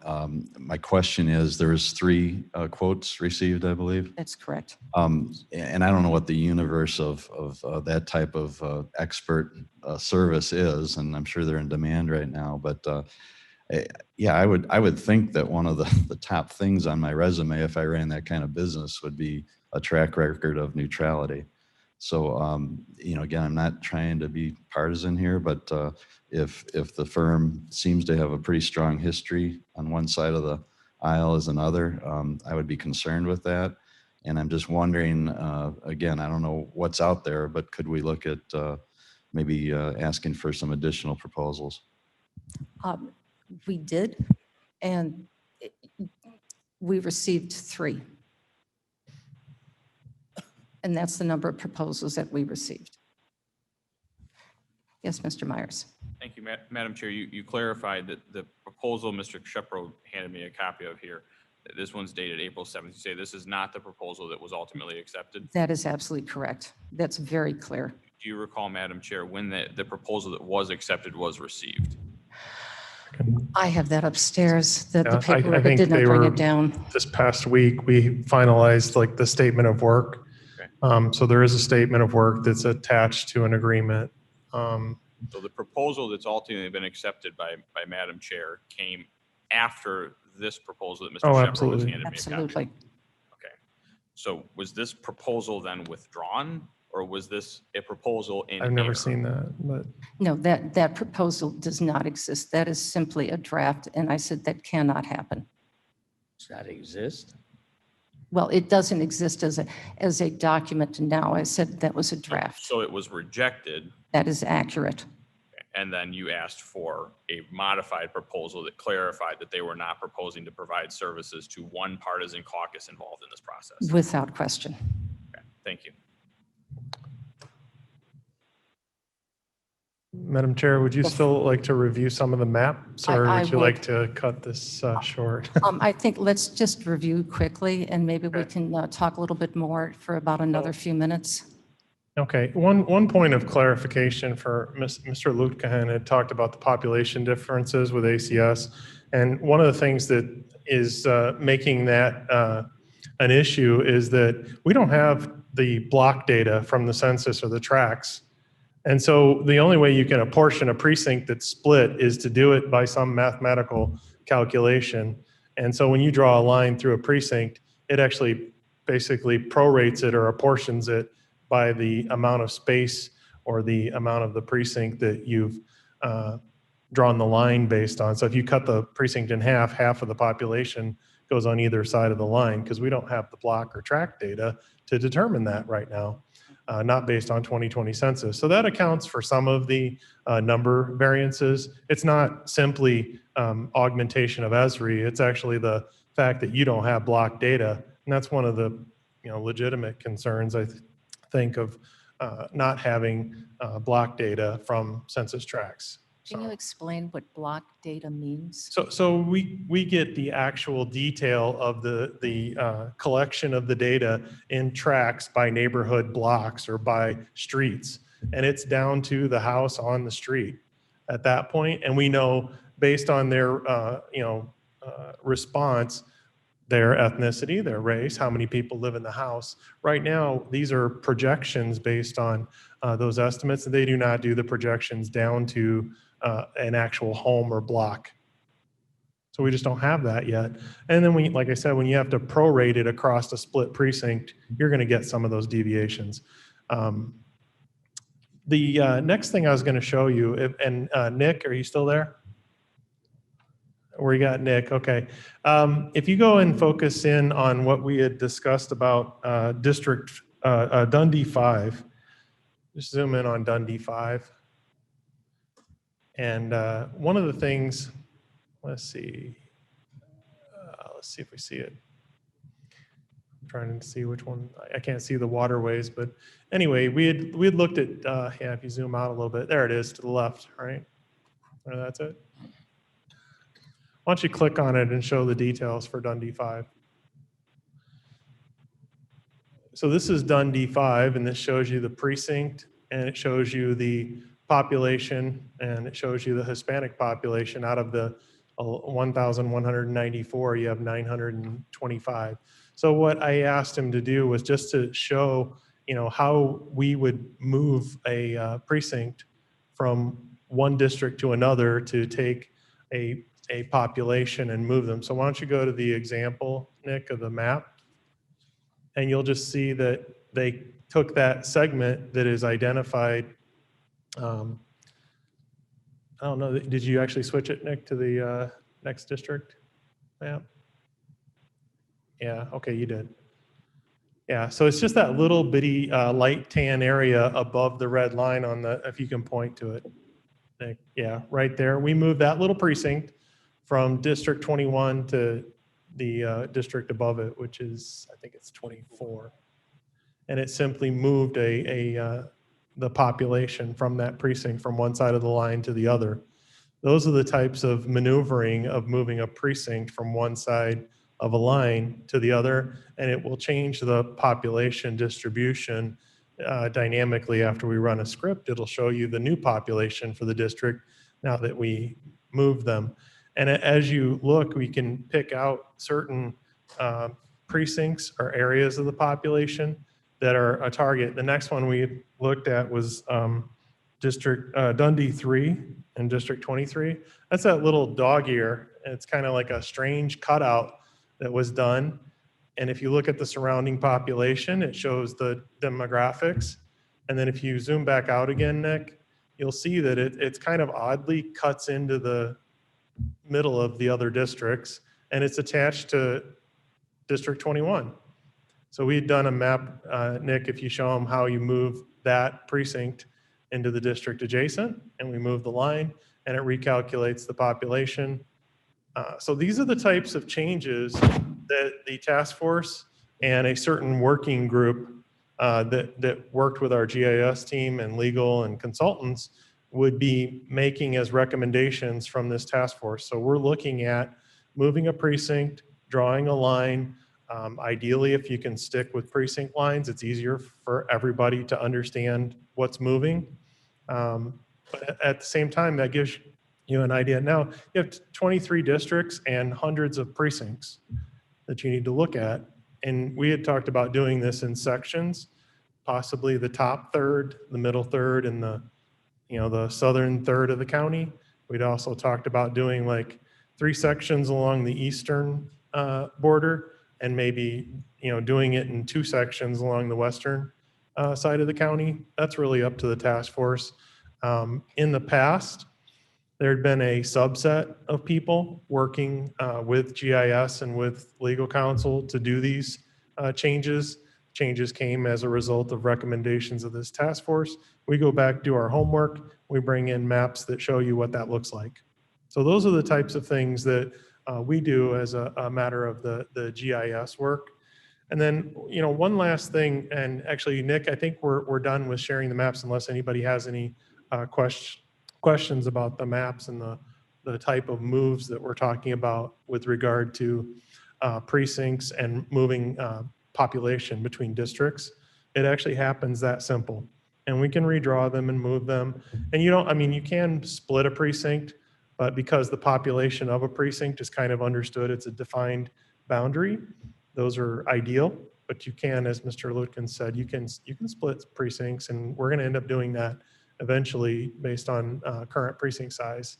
But that's kind of the idea that we wanted to express. I think the next thing for us in dealing with the maps is to discuss the process by which the task force would make recommendations, and they would assign it to this work group, Mr. Lutkin's IT, the GIS, legal, the consultants that are available to us to take the recommendations and apply them.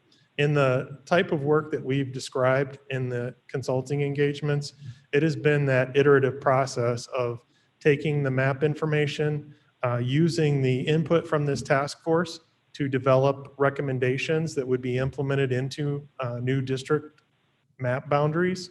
We would do all the map work and calculations, bring them back for consideration. All those recommendations go through a process of approve, reject, modify. It's the kind of mentality of what the task force needs to do. The next thing is we look at focus groups and community feedback, which Madam Chairman is asking about us working with consultants to go out and get that feedback about their districts and about the types of populations and neighborhoods.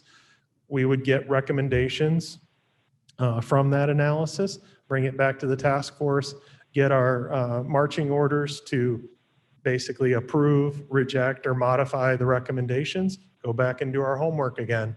The third iteration that we described in that work was to take the task force, the board members, and any public comment that we received after a 30-day period and kind of incorporate that into a set of recommendations that the task force would accept, reject, or modify.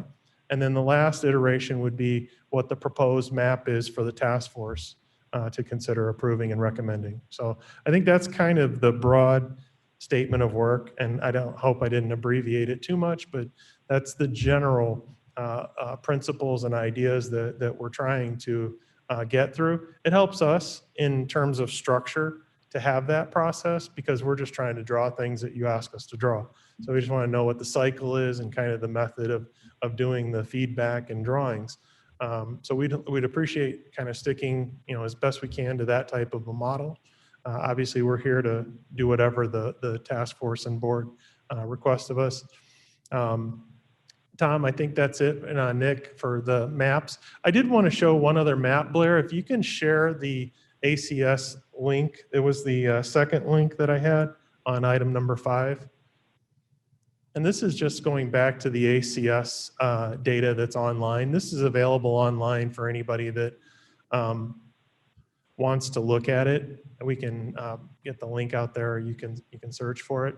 But if you look at this map, and you'll have to just get him shared up here. Okay, great. So this is kind of the ACS viewer. And if, Blair, if you go to the lower right or the right-hand panel, there's a search, far right, center, I'm sorry. Far right column, farther. Nope, farther right. Search in the middle. Yep. And just type in the, yeah, if you got the dialog box, type in Kane County.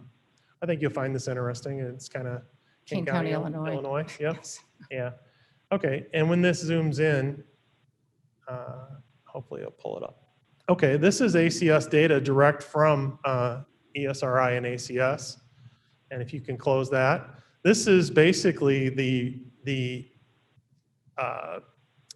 Hispanic origin, and the shading is showing you ethnicity. So on the left-hand side, there's legend, Blair. Far left in the brown there. Click on that, and this shows you the color distribution by race and Hispanic origin. And you'll see that in that there's non-Hispanic, there's Hispanic. So green, Hispanic, brown is non-Hispanic. And when you look at this, this is that same data we're pulling into the other GIS map. And as you use, if you were to zoom in, you can see kind of the same representative data. What this does is it deals with the opacity of the color. So the darker the color, right? Whoops, we zoomed way out. The darker the color, the more, that population density in that area, right? By ethnicity. So I just thought this was an interesting tool. And one of the things that we try to do in GIS, or we try to do with the county, is we look at diverse sources of data and where is it coming from, because it's important to verify numbers and information. So I'd prefer not to use one source. I like to look at what other sources tell me about population.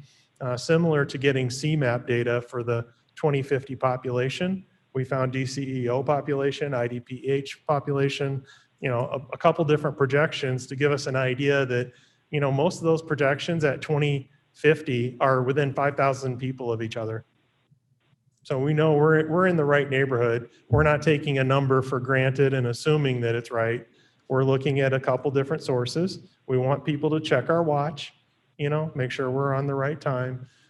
So I think that's a fair way of looking at some of these questions about race and ethnicity, and it's third-party verifiable, right? Is that a good way to put it? So I think that's all we had for tonight. We didn't want to get into the mechanics of changing too much. I'd be happy to answer questions if you have them. Thank you very much. Well done. Just to be very quick, and again, to be mindful of the time, I want to let you know that we are doing a series of community town halls, and we're going to be starting those not next week, but the week after. There'll be 4. And I will reach out to our mayors who are here, because we'd like to have one out west, certainly in the mid-county. We'd also like to have one in Aurora, and then one up in the Elgin area. So if any of the task force members have locations that you could recommend that we could probably have, I'd like to have it both live, people can come, and we can even take reservations for social distancing so that people would have time if they would like to come, as well as opportunity for Zoom presentation. And then we will have a court reporter who will be taking minutes. So all of those minutes will be transcribed and being able to send to the task force. So if you're not able to attend those, you'll be able to hear or read the recommendations made by members of the community who choose to come. This will be in addition to the one that is required as best practices, that we have a public hearing after our final map is drawn so that we get input from the public. Of course, they're going to be welcomed, and we can arrange that to happen. That'll happen sometime in June. And then that final map, then pending their conversation, may have to be redrawn, or maybe it'll be approved if we hear positive things from our public members. And then it'll be presented to the board for their final approval. So this will be the next steps. If we can arrange for meetings, is this time on Thursday convenient for everybody? Can we continue to schedule this to happen? Does this work for all? Okay, good. Thank you. So we'll schedule our next meeting, and I think at that time we'll actually start getting into taking a look at the maps. And I will talk to our consultants and to our attorney, and we can start figuring out the process of this so we can do it in an efficient and organized manner on how to draw the map. So I do believe that taking a section at a time, is one section is certainly going to impact another section, but we have to if we start painting a room, we have to start with one wall, and then we can go to the next wall. So we'll figure out how it all morphs together as we slice and dice the districts. Are there any questions? Madam Chair. Yes. I just want to say that always when it comes to Roger, I'm very impressed with the technology and the ability to use the IT part of it. But I do want to say, I do strongly feel that nobody knows our district, especially those of us who ran for more than one term, better than we do. So I just want to make sure that we have strong input when this mapping process begins. Oh, without question. We can do paper if you want to go old school. Old school is always good. And being able to do representation from that, especially if you know your county board districts, members of the community, you know your community. So if you feel that you'd like to have those considerations, please bring those forward, but we will let you know quickly where area we're going to be focusing on so we can kind of narrow it down. So for those people who are experts in that area, you can bring that knowledge to us, and the rest of us can be active participants. And then as we go through the county, we can start doing those presentations, because we cannot be masters of everything.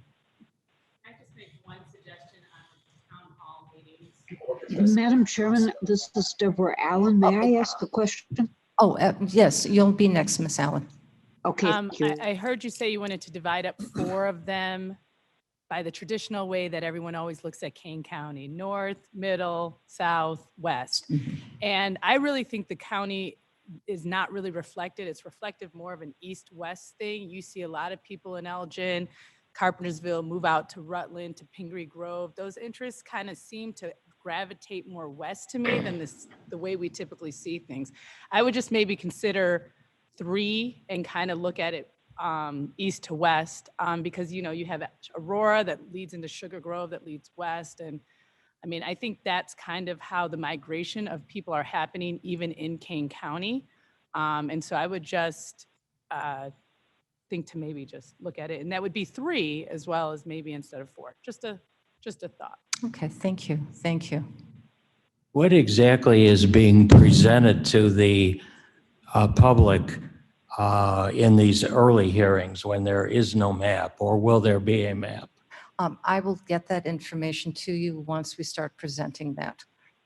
I have not, in all honesty, I know it needs to happen because I definitely want input. I think we all need the input. I think what's important is, because we don't have the proper data, I have been asked to allow a map that we're considering, let's say hypothetically in Elgin, since we don't have block by block data, where those diverse communities are, where that representation really is within that precinct, so that we are fully cognizant of where it's at. And that's what my thoughts are. Will this task force have an opportunity to look at those maps before they're exhibited at these hearings? Yeah, I would hope so. Absolutely. So, Madam Chair, the original statement of work involved a first iteration of the map that came out of the task force. that first iteration of the map from the task force, from this group, would be the initial map. And I think with that, there would be the kind of the same, maybe abbreviated legal explanation of the process to the group. And then we would go into what are the types of things, obviously that you consider when you're doing this, some of the kind of the footnotes or notes of what went into this. We would describe the mapped districts as of 2011 when they were created. And then this is the first iteration of the task force map. We're asking you to kind of provide your community input based on, what the task force has presented, given the information that we have. I guess I'm getting confused about the timeline for all of these things. It seems like an awful lot of things are going to need to happen very quickly. And I wondered if perhaps we could be presented with a timeline. I know that there was one in the proposal which was submitted and now apparently was withdrawn. And I'm wondering if there is an updated timeline for all of these various tasks. That is correct. Once next Tuesday at the special board meeting, to answer your question, once I get approval to hire a consultant to help us do the organization for these town halls, then we can move forward with that. I thought that decision was already made. That was approved of by the finance committee. Okay. I think there's two different issues. One is the focus groups and the kind of town hall meeting facilitator, let's call it. And then there's the map and demographics and the legal counsel. So there's a couple pieces to this that I think are being asked about. And those are kind of the differences, I guess. I don't know if that helped. But yes, board members are certainly welcome, task force members are certainly welcome to come to these town halls.